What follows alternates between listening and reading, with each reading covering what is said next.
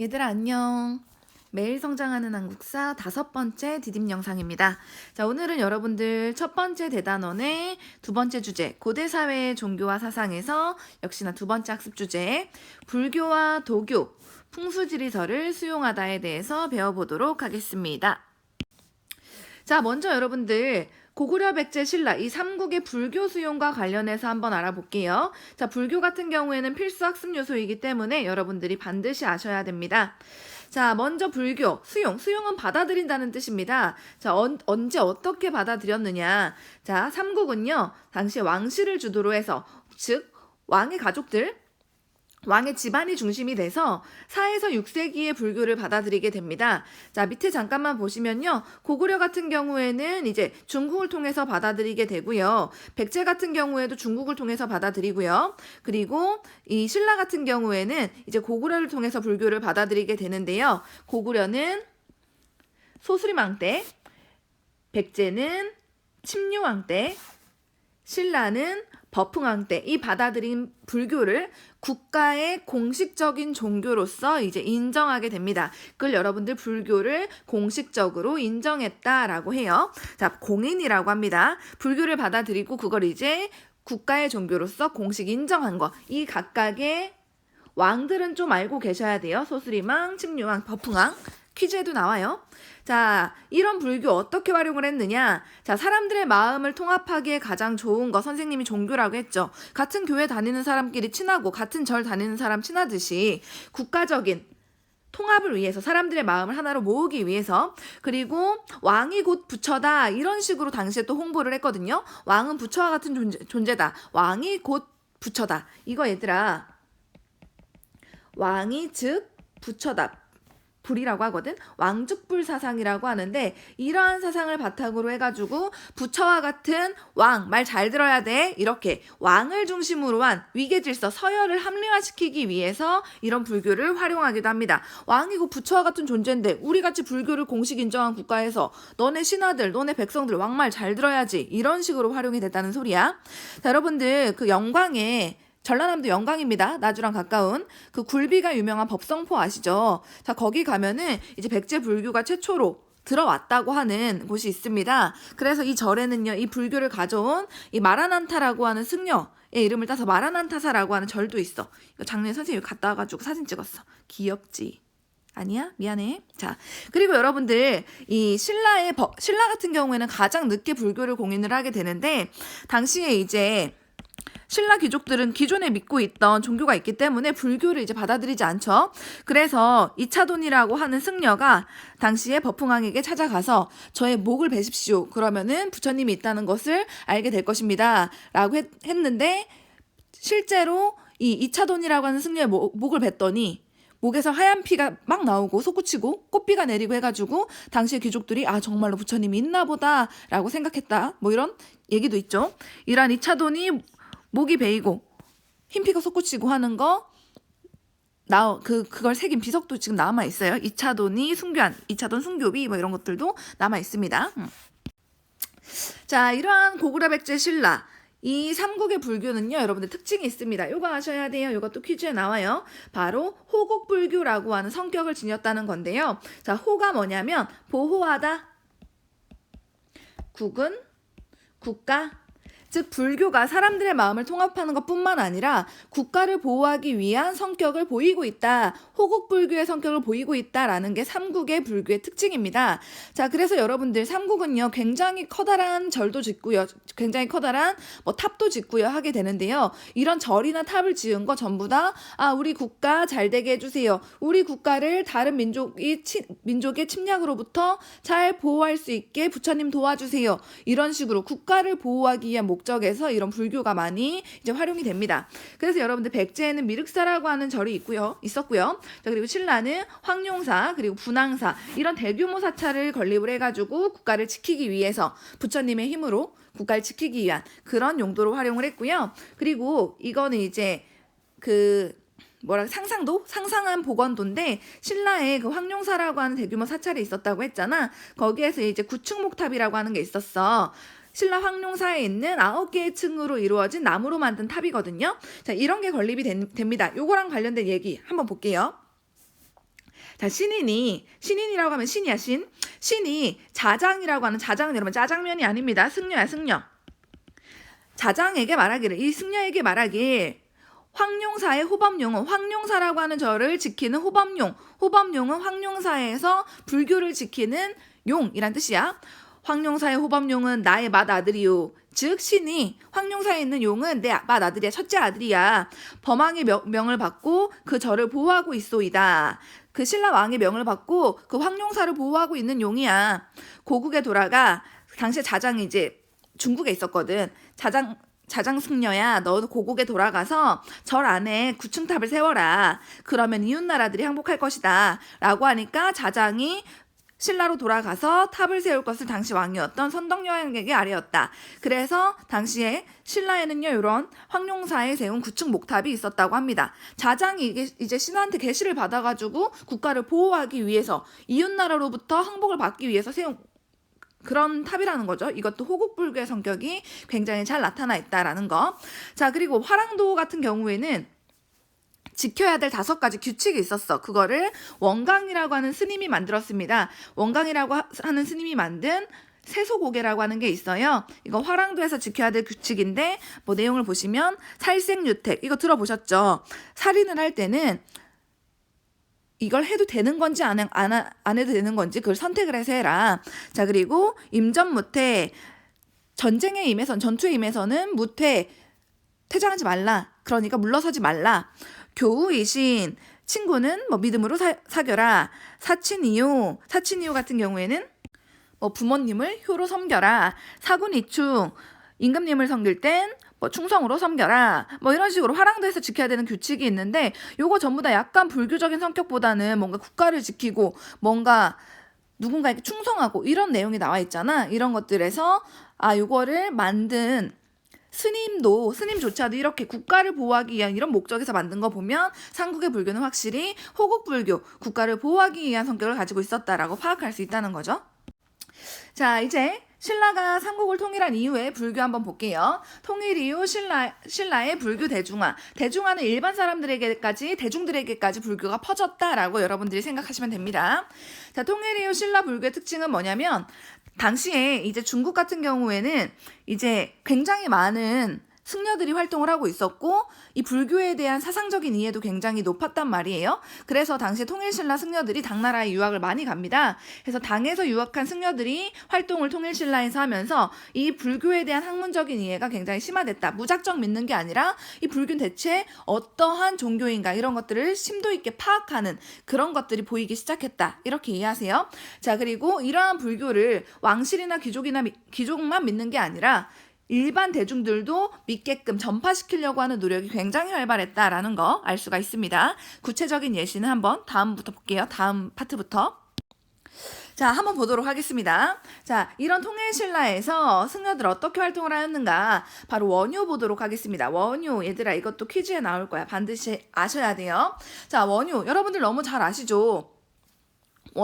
원효대사 해골물 들어봤잖아. 해골물. 자, 원효 같은 경우에는요, 원래는 당나라에 이제 의상이라고 하는 스님과 같이 좀 더 불교에 대해서 공부하기 위해서 이제 당나라로 가려고 유학길을 떠나죠. 그러다가 이제 어떠한 동굴에서 잠이 들었는데 갑자기 목이 너무 마른 거야. 그래서 손에 집히는 대로 뭔가 더듬더듬 해봤는데, 어둠 속에서 더듬더듬 했더니 어떤 바가지가 손에 잡혀서 그 안에 고인 물을 먹고, 물이 참 달다 하고 꿀잠을 주무셨어. 근데 자고 일어나서 딱 보니까 그게 해골 안에 고인 썩은 물이었다는 거죠. 그래서 그때 딱 깨달으신 거죠. 내가 밤에 먹었을 때는, 모르고 먹었을 때는 이렇게 달았던 물이 내가 알고 나서 먹으니까 이렇게 내가 토악질을 할 정도로, 토를 할 정도로 굉장히 역겨운 물이 되었구나. 이건 결국에는 내가 모든 게 마음먹기에 따라 달려 있었던 거구나. 내 마음먹기에 따라 달라지는 거구나. 내 생각에 따라 달라지는구나. 이렇게 깨달았다는 거죠. 그래서 당나라로 유학 가는 걸 포기하고 다시 신라로 돌아와서 일반 사람들에게 불교를 전파시키는데 굉장히 노력을 많이 했던 분이라고 여러분들 알고 있을 겁니다. 자, 방금 선생님이 말을 했던 모든 건 결국에 한 마음, 나의 마음에서 나오는 거구나, 비롯되는 거구나. 이거를 마음, 한 마음에서 나온다. 모든 것이 내 마음에서 비롯된다. 일심사상이라고 합니다. 자, 그리고 당시에는 신라에 굉장히 이제 불교에서도 여러 종파가 있어요. 근데 그 종파들끼리 내가 맞다, 네가 맞다 하면서 싸우고 있었단 말이죠. 근데 여러 종파들 너네 그만 싸우고 우리 모두 화합해야 된다. 우리는 싸움이 목적이 아니다. 부처님의 말을 실천하는 게 목적이다. 라고 하는 화해하자는 거를 다투지 말고 화해하자는 걸 주장하는 사상, 화쟁사상이라고 불러요. 자, 그리고 아미타 신앙이라고 하는 거를 전파를 하는데요. 이게 좀 중요합니다. 아미타 신앙이 뭐냐면은 나무 아미타불 이라고 중얼거리기만 하면은 누구나 극락에 갈 수 있다. 극락은요, 여러분들 기독교로 따지면 천국이야, 천국. 자, 글을 몰라도 불교를 정통으로 공부하지 않아도 그냥 일반 사람들이 나무 아미타불 이렇게 외우기만 하면은 누구나 극락에 갈 수 있다라고 하는 신앙을 아미타 신앙이라고 합니다. 아미타불이 여러분들 그 일반 대중들, 일반 중생들을 그 극락으로 이끄는 부처님의 이름이고요. 나무는 여러분들 돌아간다라는 뜻이야. 그 돌아가서 의지한다. 아미타불에게 가서 의지한다. 라는 의미야. 그래서 나무 아미타불 하면은 아미타불이 그걸 외운 중생들을 극락에 데리고 가는 거다. 뭐 이런 식으로 전파를 하다 보니까 당시 하층민들이 나는 글을 모르는데 저것만 외워도 내가 극락에 갈 수 있다고 라고 생각이 드니까 굉장히 쉽잖아. 그래서 하층민들에게 불교를 전파하고 불교 대중화시키는데 굉장히 엄청나게 기여를 했던 신앙이 바로 아미타 신앙이라고 볼 수 있습니다. 자, 수능에도 여러분들 원효는 굉장히 많이 나오거든요. 자, 많이 나오는 이제 삼국유사의 한 원효에 대한 구절이 있어. 한번 볼게요. 사료가 있어요. 원효는 무해라고 이름 붙인 박으로 만든 도구를 가지고 수많은 마을에서 노래하고 춤추며 교화하고 다녔으니 가난한 사람들과 산골에 사는 아는 것이 없는 자들까지도 모두 다 부처의 이름을 알게 되었고 나무 아미타불을 부르게 되었다. 나무 아미타불 요거 외우는 신앙 뭐라고 했어? 아미타 신앙이라고 했죠. 여기에서 선생님이 원효라고 하는 말을 굳이 넣지 않아도 여러분들은 이거는 원효구나. 통일신라의 승려구나. 바로 아셔야 돼요. 자, 그 다음에 이제 의상 한번 보도록 하겠습니다. 의상이라고 하는 스님 같은 경우에는 의상대사라고도 하죠. 자, 좀 전에 선생님이 말했던 원래 이 의상 같은 경우에는요, 그 원효랑 같이 당나라에 이제 유학을 가려고 같이 갔던 사람이에요. 근데 이제 원효 같은 경우에는 해골물을 통해서 일심사상을 깨닫고 신라로 다시 돌아온 반면에 의상 같은 경우에는 당나라로 떠납니다. 당나라로 계속 떠나서 거기에서 유학생활 하고서 돌아와서 신라 화엄종이라고 하는 불교의 한 종파를 개창합니다. 개창은 열었다라는 뜻이야. 자, 불교는 여러 가지 부처님을 믿는 거긴 하지만 여러 가지 방법이 있습니다. 어떠한 이론을 더 강조하느냐 이런 거에 따라서 방법과 어디를 강조하느냐 이런 포인트에 따라서 여러 가지 종파가 있는데 신라 화엄종 같은 경우에는 서로 간의 화합, 통합 이런 것들을 굉장히 강조하는 사상이라고 볼 수가 있어요. 자, 화합이나 통합을 강조하는 사상. 당시 이 의상 활동했던 시기는 통일신라이기 때문에 당시에 혼란했던 신라 사회를 이제 막 통일돼서 혼란했던 신라 사회를 하나로 묶어주는 그런 역할도 했던 게 바로 신라 화엄종이라고 볼 수 있습니다. 이러한 화합과 통합 사상이 잘 나타나 있는 그 글을 화엄일승법계도라고 하고요. 이런 걸 저술한 게 바로 의상대사다. 신라 화엄종을 열었다라고 하면 여러분들 의상이라고 생각하시면 돼요. 자, 그리고 이런 화엄종을 대표적으로 이제 믿는 승려들이 모여서 만든 사찰이 바로 부석사라고 하는 절이에요. 부석사를 건립하고요. 그리고 의상 같은 경우에는 관음신앙이라고 하는 거 전파를 하는데요. 관음신앙은 그 불교의 부처님들이 굉장히 많아요. 그 중에서도 이제 관세음보살이라고 해서 굉장히 괴로움에 빠진 중생들을 그 괴로움에서 구해주는 그런 부처님, 관세음보살이라고 해. 관세음보살을 믿는 보살을 믿는 신앙이라고 볼 수 있습니다. 그래서 아미타 신앙이랑 이 관음 신앙이 합쳐져가지고 연부를 외우는 게 나무 아미타불 관세음보살이라고 하는 거죠. 자, 이런 걸 전파한 것도 의상이었다라는 거. 자, 의상은 신라 화엄종 정도만 아시면 돼요. 자, 그리고 해초입니다. 해초도 많이 나오죠. 통일신라의 승려인데요. 여러분들 해초 같은 경우에는 쉽게 말하면 성지순례 했던 사람이에요. 성지순례. 자, 여러분들 당시 불교 그 부처님 석가모니가 태어난 것이 바로 인도잖아. 당시 인도를 여러분들 천축이라고 불렀어. 천축국이라고 불렀습니다. 인도를. 자, 이 인도를 순례하고 종교적으로 갔다 오고서 이 해초 같은 경우에는 자기가 이렇게 갔다 온 요 지역들의 질이라든가 아니면은 풍토라든가 환경 이런 것들을 다 글로 여행기처럼 기록을 합니다. 그걸 여러분들 왕 오천축국 전이라고 해요. 자, 왕은 여러분들 무슨 뜻이냐? 왔다 갔다 하다, 왕래하다라는 뜻이야. 왕래하다, 왔다 갔다 하다. 오천축국은 인도에 있던 5개의 국가를 천축이 여러분들 인도를 말한다고 했잖아. 인도에 있는 5개 국가 옆에 한번 봐봐. 남천축, 동천축, 북천축, 중천축, 서천축. 요거 합쳐가지고 오천축국이라고 하는 거야. 이걸 갖다 와서 쓴 전 기록이다. 즉 왕 오천축국전은 인도에 있는 5개의 국가를 왔다 갔다 하고서 갔다 온 기록이란 뜻이겠죠. 여행기야, 여행기. 이런 것들을 저술을 했다라는 것도 알고 계세요. 자, 이제 통일신라의 불교 예술도 한번 보도록 하겠습니다. 자, 유네스코 세계문화유산에도 여러분들 등재가 된 석굴암 너무 잘 아시죠? 자, 굉장히 아름다운 조형미를 보여주고 있고요. 그리고 통일신라, 불국사 같은 경우에도 여러분들이 좀 아실 필요가 있어요. 자, 그리고 에밀레종이라고 하는 이름으로도 유명한 이 성덕대왕 신종 같은 경우에는 여기 이제 비천상이라고 해서 불교에 이제 날아다니는 신, 이런 모습들이 잘 조각이 되어 있는 이런 모습들도 알 수 있다. 사실 요거는 여러분들 이미 다 중학교, 초등학교 때 배운 거긴 한데 통일신라라는 것만 반드시 기억해 주세요. 통일신라의 불교예술. 자, 이제 3번째 한번 보도록 하겠습니다. 신라말 선종의 유행 한번 볼게요. 자, 통일신라 우리가 이제 중대까지 지금 방금 전까지 그 갖가지 승려들의 업적들 본 거고요. 이제 신라가 망하기 직전에 신라 말에 유행했던 불교의 한 종파 선종에 대해서 보도록 하겠습니다. 자, 여러분들이 이거에 대해서 이해를 좀 잘 하려면 밑에는 요 표가 굉장히 중요해요. 여러분들 요거는 학습지에다가 적어 놓으세요. 선생님이 요거를 너네가 진짜로 적어 놨는지 보고서 디딤 영상을 봤나 안 봤나 확인을 해야 되겠어. 이거 적어 놓은 친구들한테는 선생님이 도장 1개 보너스 드릴게. 선생님이 만약에 이거 까먹으면 너네가 선생님 이거 도장 하나 주기로 했는데요, 이렇게 말해 주세요. 자, 여러분들 불교라고 하는 거는 부처님의 가르침을 따르는 종교잖아. 근데 어떤 식으로 따를 거냐 가지고 불교를 믿는 방법, 수행하는 방법에 따라서 불교는 교종과 선종으로 구분이 됩니다. 자, 교종 같은 경우에는요, 언제 유행을 했냐면 신라 중대, 그러니까 통일 이후에 통일신라 이제 신라 중대 때 그 유행을 많이 했고요. 이 교종에서는 불교를 어떻게 믿냐면 그 부처님의 가르침이 적힌 책 있잖아. 불교 경전이라고 하죠.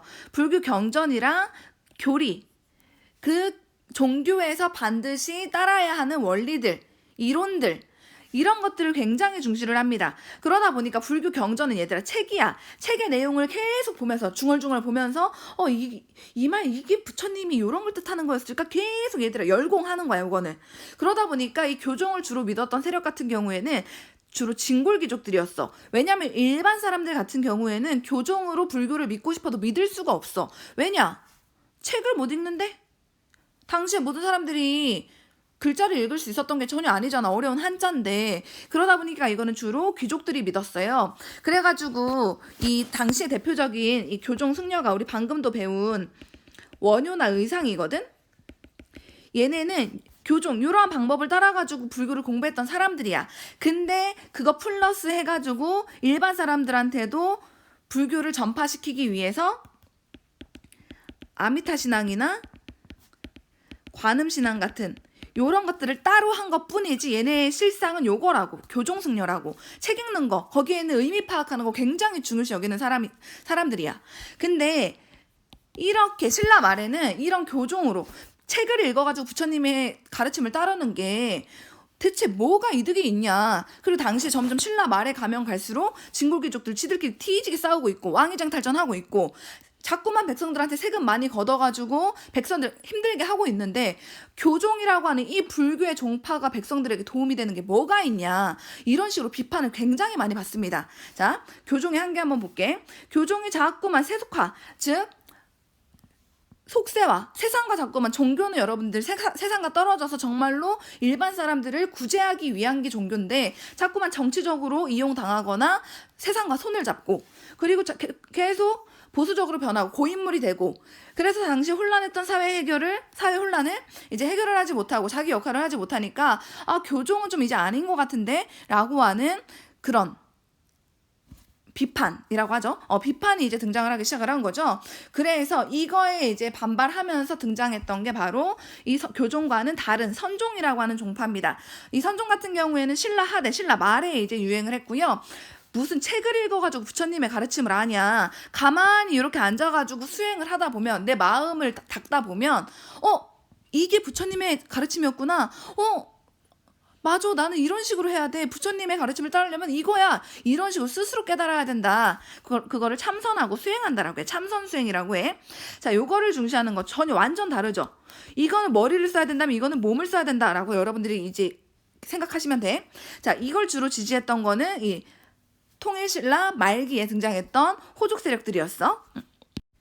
자, 다시 구체적으로 볼게요. 즉 선종이 유행을 한 거는 신라 말에 이론보다 이론, 교종이 중요시하는 거잖아. 교종이 중요시하는 요 이론을 아는 것보다는 실제로 자기가 부처님의 가르침을 따르려면 어떻게 해야 되는지 이런 식으로 마음을 가만히 앉아서 마음을 닦으면서 딱 요거야 얘들아. 이렇게 마음 닦으면서 참선 수행해가지고 스스로 깨달아야 된다. 그리고 내가 부처다. 부처님의 가르침 이런 거였어. 내가 부처님이다. 약간 이런 식으로 깨달음을 얻는 거. 이런 게 굉장히 중요하다라고 하는 이 선종이 유행을 하기 시작을 한 겁니다. 신라 말에는. 이런 것들은 당연히 여러분들 교종은 진골귀족이 좋아했다고 했잖아. 근데 진골귀족이 좋아했던 교종을 당시에 새롭게 등장한 지방 세력인 호족이 좋아하진 않았겠죠. 새롭게 등장한 이런 선종을 호족들이 막 후원을 해주면서 이렇게 당시 통일신라에 있었던 9개의 산에 9개의 선종 절이 생겨나. 자, 예를 들면 뭐 수미산의 광조사, 뭐 사굴산의 굴산사, 그리고 뭐 성주산의 성주사, 뭐 이런 식으로. 자, 이렇게 9개의 산에 있는 선종 사찰을 구산선문이라고 불러. 요걸 중심으로 해가지고 선종이 성장을 하고 점점점 더 확산이 되게 됩니다. 자, 이러한 선종이 지방에서 주로 이렇게 등장을 했기 때문에 당시 얘들아 그 통일신라에서도 여기 경주잖아. 경주 말고 지방에서 이렇게 성장했기 때문에 선종은 지방 문화가 발달하는데 기여를 하게 되고요. 이 선종을 호족들이 지지하면서 자기들이 이걸 믿어가면서 새로운 사회를 건설하려고 했기 때문에 새로운 사회 건설에 필요한 사상적인 기본적인 바탕이 되었다. 즉 호족들의 사상이 되었다. 쉽게 말해서 그런 의미야. 이게 바로 선종의 영향이라고 볼 수 있습니다. 선종도 얘들아 너무너무 중요해. 자, 이제 발해의 불교도 한번 볼게요. 발해의 불교 발달. 발해 같은 경우에는 여러분들 왕실과 귀족 중심으로 주로 유행을 하고요. 왕실의 권위를 뒷받침해주면서 많은 사찰이 건립이 되게 됩니다. 자, 근데 발해 불교의 특징은 뭐냐면 당과 고구려의 영향을 받은 불교 문화가 발전했다는 거죠. 특히나 고구려의 영향을 받은 불교 문화가 발전을 하게 되는데, 자, 옆에 보시면 요게 진짜 커 얘들아. 거의 한 6m 정도 되거든. 6m 정도 된다는 거는 사람보다 훨씬 더 크다는 거야. 이런 거대한 발해의 석등이라든가 그리고 2명의 부처님이 나란히 앉아있는 요런 조각상, 요걸 얘들아 이불, 2명의 부처님 이불, 병 나란히 좌 앉아있는 석상 이라고 해서 이불병자상이라고 해. 요런 것들이 이제 고구려 불교의 영향을 받은 거라고 이제 알 수가 있는 겁니다. 왜냐면 이제 고구려에서 부처님을 조각하는 이런 방식이랑 굉장히 비슷했거든요. 그래서 서로 영향이 있었구나. 서로가 아니지. 발해가 고구려의 영향을 받았구나. 이렇게 알 수가 있는 거죠. 자, 이제 도교에 대해서도 알아보도록 하겠습니다. 여러분들 도교도 아셔야 돼요. 이것도 필수 학습 요소예요. 자, 도교 같은 경우에는요. 중국의 종교입니다. 중국의 종교야. 자, 중국 종교고요. 삼국시대에 이제 귀족 사회를 중심으로 해가지고 유행했던 종교라고 볼 수가 있는데요. 이 도교의 특징은 뭐냐면 어떤 사상을 가지고 있냐면 도교는 기본적으로 신선 사상을 가지고 있어. 신선. 너네 들어봤지? 그 사람의 모습을 하고 있는데 완전히 신은 아니지만 죽지 않고 막 구름을 타고 다니고 자연과 함께 살아가는 그런 사람, 신선 사상을 가지고 있고요. 그리고 산천을 굉장히 산과 강과 물과 이런 것들을 숭배하는 이런 모습, 자연적인 것들을 숭배하는 모습을 가지고 있고요. 그리고 이 도교라고 하는 종교에서는 불로장생, 불로 늙지 않는 것, 장생, 오래 사는 것, 늙지 않고 오래 사는 것과 현재 세상에서 내가 살아가는 현재 세상에서 이익을 얻는 것들을 추구하는 이런 것들이 도교의 이제 특징이라고 볼 수가 있습니다. 다 죽어서가 아니라 지금 현재 이익을 추구를 하고 오래 살고 늙지 않고, 그리고 오래 살고 늙지 않으면은 자연과 벗삼아서 그렇게 살아가는 신선이 되고, 이런 식의 종교를 바로 도교라고 하는데요. 이 도교 같은 경우는 여러분들 귀족들이 좋아했던 이유가 있어. 당시의 귀족들은 얼마나 살만 나겠니? 일도 안 하고 그냥 떵떵거리면서 맨날 배부르게 살 수 있는데, 그러다 보니까 귀족들은 나 오래 살고 싶어, 늙지 않고 싶어. 근데 도교가 그런 것들을 추구하는 종교라고, 나 도교 믿어야지, 이렇게 되는 거야. 근데 당시 일반 백성들은 힘들어 뒤지겠어. 맨날 세금 내야 되고 맨날 윗사람들한테 고개 숙이면서 맨날 너무 고통받고 살고 있는데 늙지 않고 오래 사는 게 뭐가 중요해. 그냥 확 빨리 그냥 죽었으면 좋겠네, 이런 생각 들 거 아니야. 그러니까 이거는 일반 평민들보다는 당시에 삶이 행복했던 귀족들에게 굉장히 유행했던 종교다라고 볼 수가 있고요. 이 도교와 관련된 문화재가 여러분들 이거는 좀 시험에 나와요. 디딤영상 퀴즈에도 쌤이 냈어. 이건 좀 볼 필요가 있어. 자, 도교의 신 중에 청룡, 백호, 주작, 현무라고 하는 이 사신이 있습니다. 자, 이런 신들을 새긴 벽화가 지금 현재도 남아 있어요. 고구려에 그 남아있는 고분 벽화 중에 사신도가 있는데, 이 그림인데 요거는 전부 다 도교의 신을 그린 것이다. 도교와 관련이 있는 문화재라고 볼 수 있고요.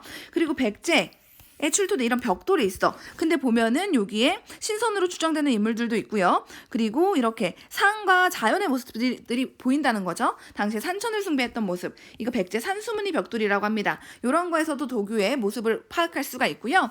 그리고 백제에서 출토된 금동대양로라고 해서 바로 요거야. 너무너무 아름다워요. 향을 피우는 거거든요.